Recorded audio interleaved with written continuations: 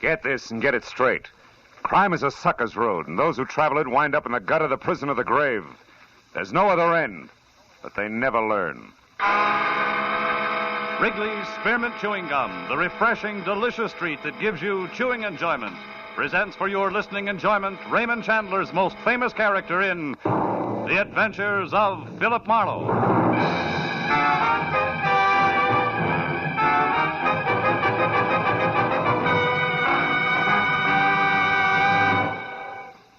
To make every day more enjoyable, treat yourself often to refreshing, delicious Wrigley's Spearmint Chewing Gum. Here's a taste treat you can enjoy indoors, outdoors, at work, or at play. The cool, long-lasting mint flavor refreshes you. The smooth, steady chewing helps keep you fresh and alert. Adds enjoyment to whatever you're doing. Wrigley's Spearmint Chewing Gum. Healthful, refreshing, delicious. Now, with Gerald Moore, starred as Philip Marlowe, the makers of Wrigley's Spearmint Chewing Gum are glad to bring you tonight's exciting story, The Girl from Pitchfork Corners.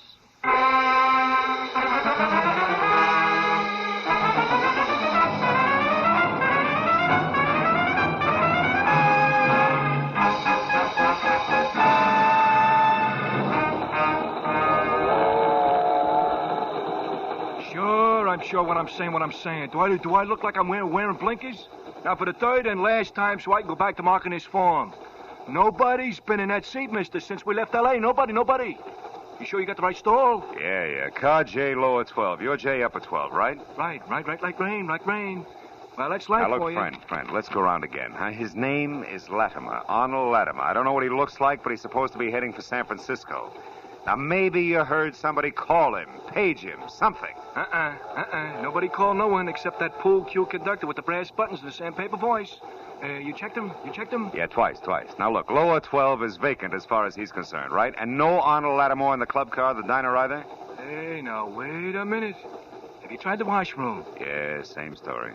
Well, looks like your entry was scratched. Also looks like Glendale is where I get off. So long, pal. Good luck with the ponies. Hey, now, hold it. Don't tell me that Latimer bird is the only reason you're on this train. The one and only.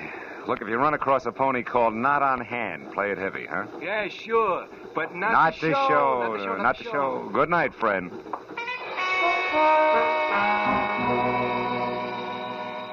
I waited on the platform at Glendale until the chrome streamliner had glided out with car J, lower 12, still empty. Then I got a cab back to Union Station in L.A., picked up my own car, and headed for 1312 North Bronson Drive in Hollywood, and a woman I'd never seen named Donna Rollins. She had hired me by special delivery letter that afternoon, crisp $50 bill enclosed therein, to be sure that one Arnold Latimer was going where he'd said he was going. That had been my job. Well, the place on Bronson was the kind of imitation Mount Vernon architecture where Washington couldn't have slept a wink. The lady that answered the door was about as colonial as Bebop. Yet she was a full lap behind the other extreme known as glamorous Hollywood type. Just a nice-looking anybody. With freckles, brown hair, and a soft bun, and dressed in a white blouse that didn't plunge an inch. Yes? What is it? Oh, I'm Philip Marlowe, Miss Rollins. I'm afraid you're entitled to some change. May I come in? Change? What do you mean, change? Your $50. It's a lot of money for a one-line report on a little man who wasn't there. Miss Rollins, did you hear me? Yes, Mr. Marlowe. I don't like to seem abrupt, but I'm very busy. Excuse me, please. You seem to have lost interest in Mr. Latimer in a hurry. You know, when you sent me the letter this afternoon... Please, Mr. Marlowe, there isn't time for talk. I've already told you I'm very busy. Good night. Okay, baby. Good night it is. I backed my nose off the front door knocker, chalked Donna Rollins off as another woman who had changed her jittery mind, and walked a dozen yards back to where I'd parked my car. The crisp $50 bill was still burning a hole in my pocket. When I was in behind the wheel, I was still worried about taking so much for so little, until I flicked my headlights on and the slash of white picked up something I hadn't expected. Donna Rollins, a coat thrown over her arm, her face stamped with fear, was running away from the house like it was going to blow up, headed for a taxicab parked close to a corner. I started my car to follow her, but I never made it, because a hot rod decided all at once to park in front of me. You big jerk! The adolescent climbed over his door and came toward me. He was strictly brash high school sophomore with dialogue to match. Of course, the cab was gone. Well, Pappy, nice going. Your bumpers pleated my twin pipes. Well, what do you calculate doing about it? If you were 5 years older and 5 inches taller, I'd pleat you, Pappy. Now, come here. Oh, hey, let me go. Not until I speak my piece. You, Sonny, you're going to get those two cars apart in less than 2 minutes because I don't calculate on being gone any longer. Is that crystal clear? Yeah, sure, mister. Sure, I'll fix it up double quick, you'll see. I practically got it done now. Okay? I don't know. We'll talk about it again in 2 minutes. I had no idea what Donna Rollins had been running to or from. But the fact that she was gone while her front door was still open made her house the first place to check. I found the living room nothing more or less than I'd seen at my first peek. Plush, but empty. The bedroom beyond was the same. White satin drapes spilling onto a wall-to-wall jet black hook rug, and on the far side of the room, sprawled over an also white ottoman, a very beautiful blonde girl, very dead. She'd been shot twice in the back sometime in the last hour. And there was no identification in any of the pockets of the expensively tailored gabardine suit that she wore. In a handbag, the story was the same. Yeah, it looked like Donna had had good reason to run, but that I had a better one for calling the police. Or taking her messages. Hello? I want to talk to Donna. She isn't in. Message? Yeah, here's a message. I want you to find her and get her this to me, please. Hey, I can't hear you. Are you still there? Yeah. Now, hold on. Oh. His phone booth's leaked. Okay. Who are you? Friend of Donna's. You said you had a message. Yeah, so I did. But? But I think you're awful anxious, fella. Too anxious. Oh, now, wait a minute. Don't get touchy. I'm a friend, all right. Skip it, friend. Ah. Not a chance, Junior. Nevins, 1, 2, 1, 2. We may get together yet. Los Angeles City Building, Fire Department. Battalion Chief Kegler, please. One moment, sir. All right. Battalion Chief. Phil Marlowe, Keg. Oh, hi, Phil. Look, can you get me some dope in a big hurry? It's important. Oh, sure, Phil, name it. What firehouse went out on a call less than a minute ago? Can you look it up? Well, I don't have to. It's here on the board in front of me. Engine Company 5, Phil, San Fernando Valley. But it's only a small I brush don't fire. care about that, Keg. Where does Engine Company 5 live? Where in the valley? Can you give me that? Well, I think so, Phil. Seeing it was me own outfit for 14 years. The corner of Ventura Boulevard and Whitsett. But, Phil, what do you want to I'll call you later, Chief. We'll talk it over then, huh? Thanks. Goodbye. I was playing a long shot, but any kind of a lead on a deep freeze voice who had a message for a girl who left a corpse in her bedroom was worth checking. So for the time being, I skipped calling the police and left the place lights out, door closed but not locked. Then I found my car where the hot rod pilot had left it. Started for the San Fernando Valley in the firehouse called 5.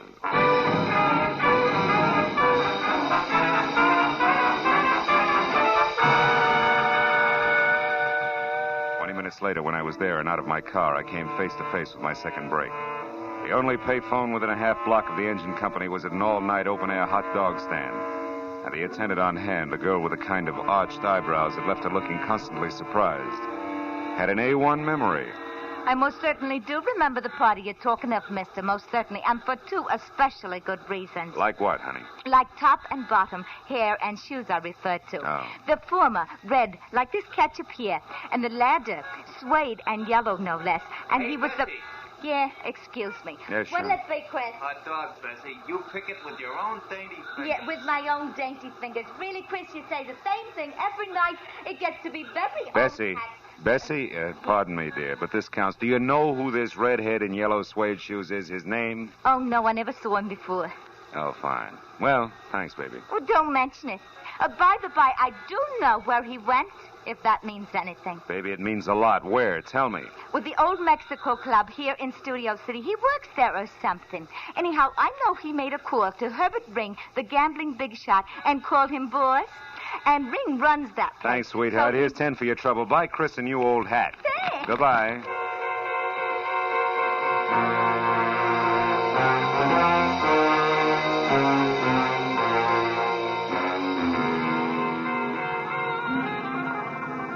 Old Mexico Club was phony south of the border from authentic Latin American rumba team I'd seen billed as Mr. and Mrs. Buck and Wing a month ago at the policeman's ball, to a life-size painting of a bullfighter who had his cape thrown over the wrong shoulder.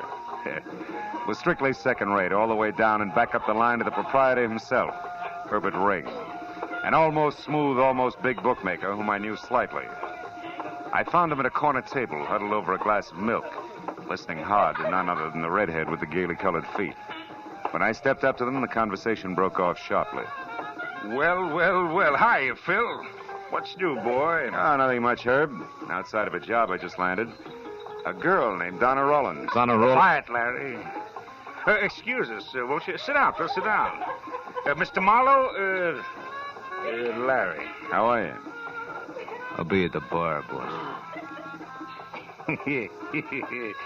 He's not so friendly, Phil. The evasive type, if you know what I mean. Yeah. Evasive like Arnold Latimer, maybe? Who's that, Phil? Now, listen, Herb, I'm trying it straight. Donna Rollins and you, what's the tie? I forget. Your angle? Right now, curiosity and a corpse, no more. Oh, somebody's dead, huh? Where? I forget. Round two, Herbie. Yeah. Okay, Phil, you got as much good sense as you have nerve. Thanks. I'll try it straight for a while. A certain party has me over the barrel. Tonight's the payoff. I plan on making it. That's all. Blackmail? And you're almost happy about it? Oh. Now, look, Herb, you don't expect Marlowe, me... you're thinking like an honest man. Now, turn it over. Huh? I'm stuck, so I pay. Once. Blackmail's your name for it. We call it smart money. And smart money's what we deal in. You follow? Almost. But this certain party, is it Donna Rollins? Marlowe, after what I said about your good sense... Oh, yeah. How straight can you get, huh? Leave it alone, Phil. Good night, boy. I watched them go as far as the bar and past Larry, who quietly fell in step behind without so much as the command heel. And when they both disappeared into a door marked private, I decided I'd had enough of old Mexico. I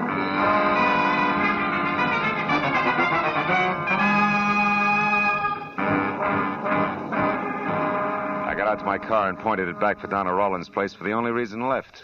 I didn't know where else to go. Half hour later, when I was there, I was glad it had played that way because number 1312 North Bronson was not dark as I'd left it, but lights on, front door wide open, radio going, and for a topper, a gentleman of maybe 35, in tweeds and a sunburn, mixing himself a drink. The evening paper open on a nearby coffee table. What? Good evening. Oh, you startled me. You a friend of Donna's? Yeah. She in? No, she... Say, who are you? You barge in here, close the door, make yourself... I told you I'm a friend of Donna's. Oh? That's odd. So am I. A steady boyfriend. Shall we try again? All right, the name's Marlowe. I'm a private detective working for Donna. Oh, Donna hired a private detective? Why? What's wrong? Take it easy, Mr... Sattler, Doug Sattler. Now, please, now, Mr. Marlowe, come to the point. I had a date with Donna. Yeah, well, from the way she left here, I don't think she's going to keep it. Why not? Why shouldn't she? Well, for one thing, if you don't know already, there's a body in the bedroom there. Somebody's dead in there? Yeah, very dead. Mm-hmm. Let's have a look, huh? Maybe somebody you can identify. It's a woman, Mr. Sattler, a blonde. She was shot. Well, who is it, Sattler? Friend of Donna's? Oh. It's Donna.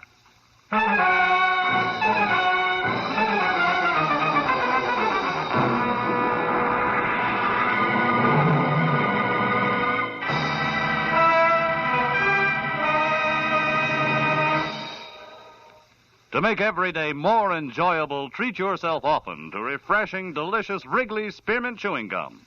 The lively, full-bodied, real mint flavor cools your mouth, moistens your throat, freshens your taste. And the chewing itself gives you a little lift, helps you keep going at your best. So for real chewing enjoyment that's refreshing and long-lasting, always keep Wrigley's Spearmint Chewing Gum handy. Healthful, delicious Wrigley's Spearmint Gum will make every day more enjoyable. Now with our star, Gerald Moore, the second act of Philip Marlowe and tonight's exciting story, The Girl from Pitchfork Corners.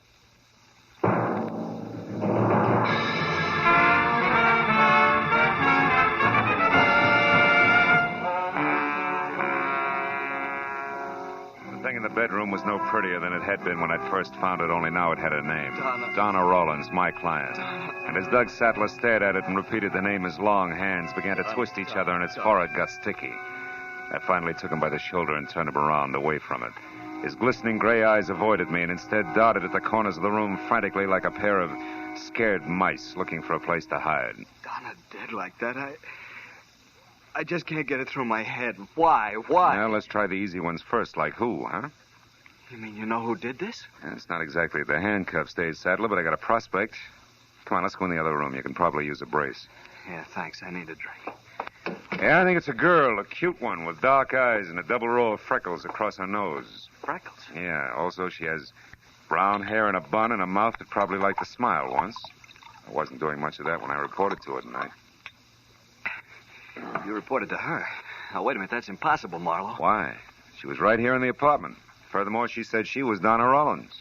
I can't understand this, any of it. Hey, wait a minute. Take it easy with that stuff. I said a brace, not a bottle. I need it. You see, I know the girl you've just described. Hmm? Her name's Beverly Cheskin. Cheskin? And a reason for killing, if she did? Jealousy. Maybe you better draw me a picture. She's a crazy, unreasonable kid from the sticks, Marlowe. From Pitchfork Corners, Kansas. From where? That's right, Pitchfork Corners. Oh. And the rest of it's just as fantastic. Well, what's the rest of the story? Last summer, my car broke down. I was stuck there for a week. Mm-hmm. She worked in the only drugstore in town. I was just about the first guy she'd ever seen in something beside a straw hat and overalls. She fell for me, and, well, I kind of let her on. You know how a fellow will. I should. I've been hearing the same story since I was in the third grade. It's the truth. Oh, sure. Rest of it, no doubt, goes right down the same cob. From sweet nothings to love letters sealed with a kiss. When you finally got around to breaking it to her gently about Donna, she wouldn't believe you, and before you knew it, she dropped everything and came to the big city, huh? Yeah, 2 days ago. Yeah. You make it all sound pretty silly. It's no sillier to me than that corpse in there. Okay. It's hard to believe she'd actually commit a murder, Marlowe. She does have a temper. And she's just pulled her life out by the roots. And you know what? They grow deep in places like Pitchfork Corners, city boy, or didn't you care? Of course I did. Crazy little fool. I tried to reason with her in my letters, Never mind. Let's get on to the sophisticated part, huh? About Donna and one Mr. Latimer, for instance. Latimer? Who's that? Oh. How about Donna and Herbert Ring? I don't know any Herbert Ring, either. Mm-hmm. But Donna had a lot of business friends I didn't bother with. Why? Well, you should have. Doing business with Herb Ring means... Means what? That you have to be fast on your feet. What's that? What'd you pick up off the floor, Marlowe? An old envelope. I'm a stickler for neatness. Where's Beverly staying, Sattler? I don't know. She called me once, but she wouldn't tell me. I haven't seen her. Where'd she reach you? My hotel, the Greenwood Arms. Mm-hmm. Marlowe, what are we going to do? About Beverly, I mean. Right now, I'm going to try to find her. If you can stand it, Sattler, stay here. And stay sober.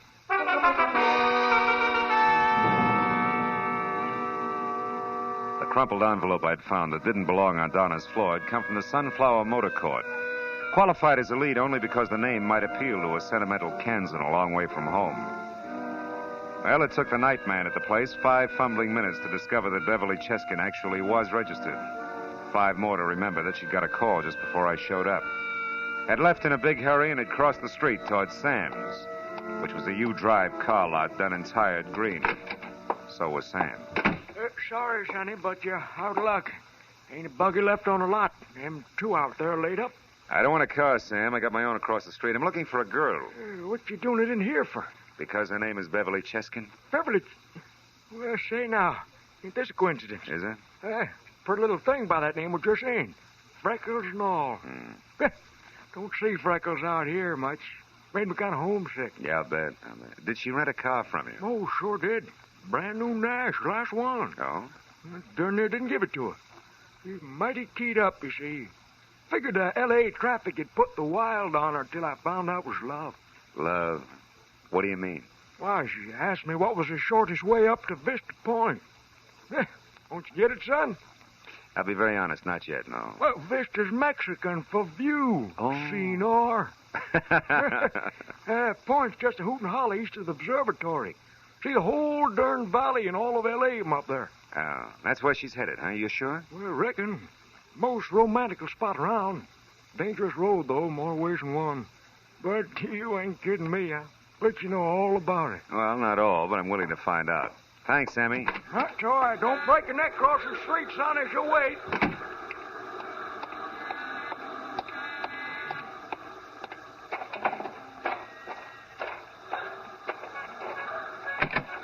Leave that heap right where it's set, Shamus. We won't be needing it. I won't take your word for it, Larry. You'd better. Mr. Ring wants you and me to have a nice talk. Tell him we have nothing in common. He knows different. The name Arnold Latimer, for instance. Sorry, some other time I got a date. Come here, you. Said we're gonna talk, Mr. Cool Cucumber. If I have to warm you up to it the hard way, it's okay with me. You know, Larry, there's something wrong with a guy who'll wear yellow suede shoes like those. He must be slow in his reflexes. Imagine I'll be seeing you.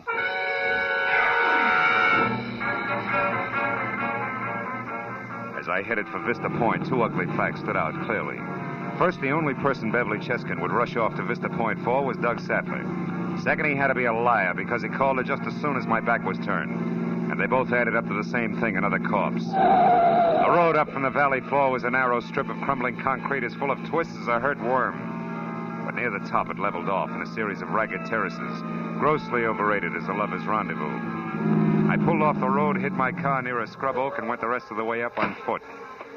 A cold wind lashed at the manzanita as I worked my way up to the crest. The half-moon played unpredictable tag with low clouds. So I followed the shadow of a stone wall out onto the jutting point, where the mountain fell away on three sides into a black gorge. Finally, I spotted them. Doug Sattler and the freckled kid from Pitchfork Corners, Beverly, standing close together at the edge of oblivion. I was in love with you, Doug. I still am. Doesn't my being here prove that? When you called me at the motel, I came up here as fast as I could, even though I knew what you'd done. Oh, Doug, why did you have to kill her? Why? Because she double-crossed me on a business deal. A blackmail deal, Beverly. Blackmail? That's right. Donna knew plenty about certain men in this town, big-timers who'd pay thousands or kill to keep others from finding out about them. Oh, Doug, how could you? Well, it was risky. I had to pose as somebody who didn't exist, a Mr. Arnold Latimer, and pretend that he was the one who had all the information. I demanded $50,000 from a guy named Ring and set Donna up as the go-between.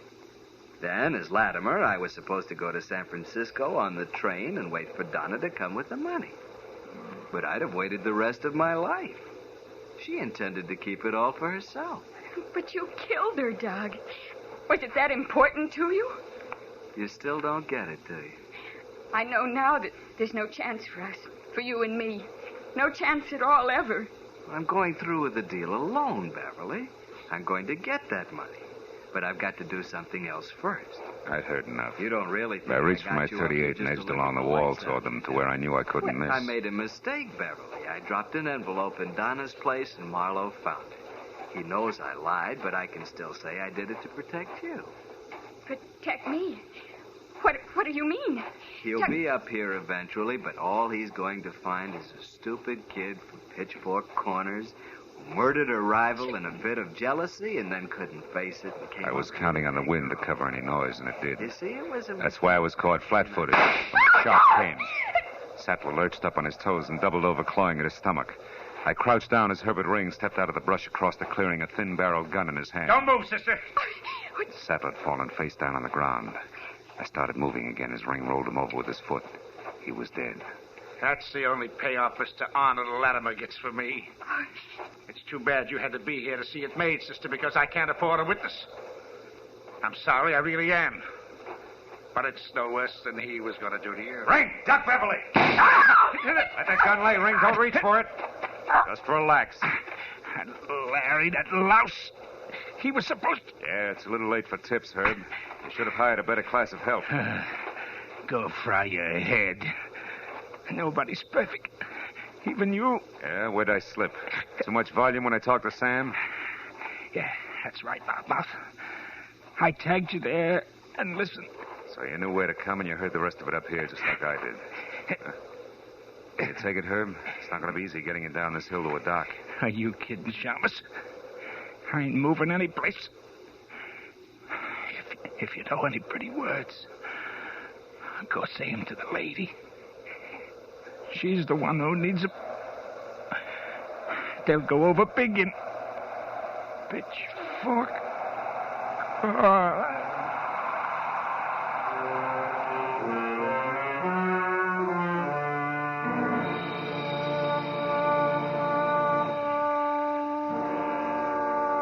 I couldn't think of any pretty words. Not then, anyway. I let her figure it all out for herself, and she was still at it when we got to police headquarters, where we told the whole story to homicide from start to finish. And finally, when a coroner's crew went up to Vista Point to take Sattler and Ring to the morgue, and a gaunt police secretary with calluses on her mind hammered out the reports, I went over to Beverly, the little country girl, who was looking through a dingy window at the dingy backyard of the city. Are they going to ask any more questions, Mr. Marlowe? No new ones. They've got it all. They just like to repeat to be sure it comes out the same each time. You can't blame them, you know.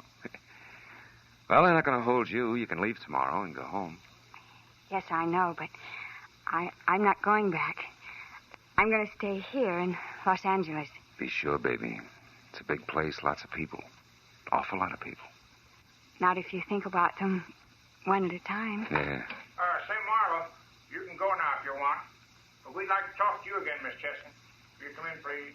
Oh, yes, sir. Well, good night, Phil. Can I call you one of these days? You better. Starting tomorrow.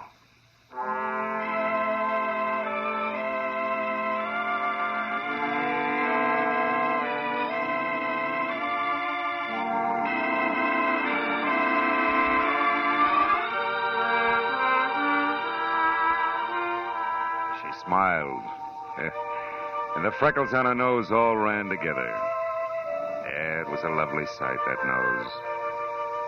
I watched her walk into the lieutenant's office, and then I went out, got in my car, and headed home. And as I drove, I thought about hepcats, hicks, and hayseeds. But as she suggested, one at a time. You know what? It worked. That way, there's no difference. They're all people. Yeah, I had a hunch I was going to be planning on that phone call tomorrow.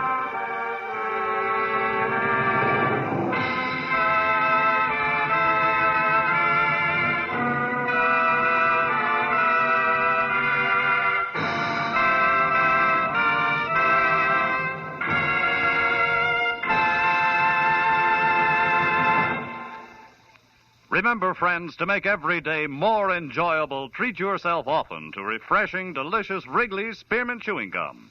There's lots of cooling, real mint flavor in every stick. And chewing Wrigley's Spearmint helps keep you feeling fresh and alert. You feel better, work better, get more fun out of doing things. So indoors, outdoors, wherever you go, keep some healthful, refreshing Wrigley's Spearmint Chewing Gum handy. To make every day more enjoyable, treat yourself often to delicious Wrigley's Spearmint Chewing Gum.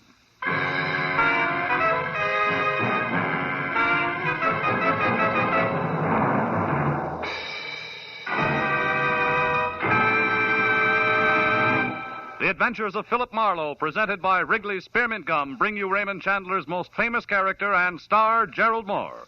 Philip Marlowe is produced and directed by Norman McDonnell and written for radio by Robert Mitchell and Gene Levitt. Featured in the cast were Sammy Hill, Peter Leeds, Wally Mayer, Hugh Thomas, Anthony Barrett, Vivi Janis, and Harry Bartell.